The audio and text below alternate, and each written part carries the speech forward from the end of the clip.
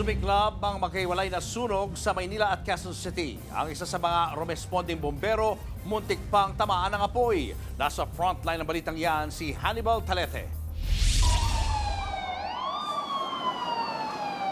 Sumisingaw ang maitim na usok sa ikatlong palapag ng nasunog na auto parts shop sa Banawe Corner, Dapitan Street sa Quezon City kaninang madaling araw. Sinira ng isang bombero ang bintana para makalabas ang usok.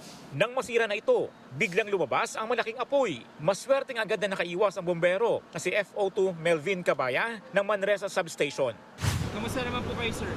Okay lang po, sir. Trained naman kami para sa mga ganyang bagay. Ayon sa Bureau of Fire Protection, naging pahirapan ang pag-apula sa sunog dahil nakapadlak na naturang gusali. So kailangan namin kumuha pa ng mga special tools para mabuksan yung yung steel accordion niya. Hindi po agad siya nabuksan.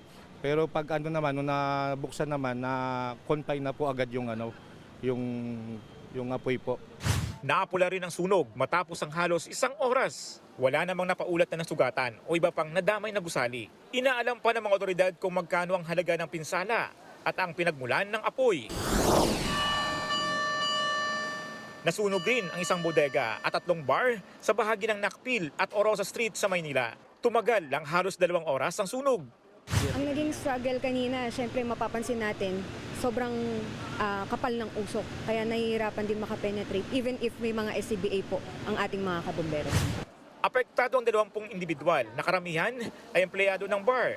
Patuloy ang investigasyon sa pinagmulan ng sunog at kung magkano ang halaga ng ari-ariang naabo. Nagbabalita mula sa frontline, Hannibal Talete, News 5. Mga kapatid, Julius Babaw po. Iba na ang may alam at may pakialam sa panahon ngayon. Para sa frontline ng mga balita, mag-follow at mag-subscribe sa social media pages ng News 5.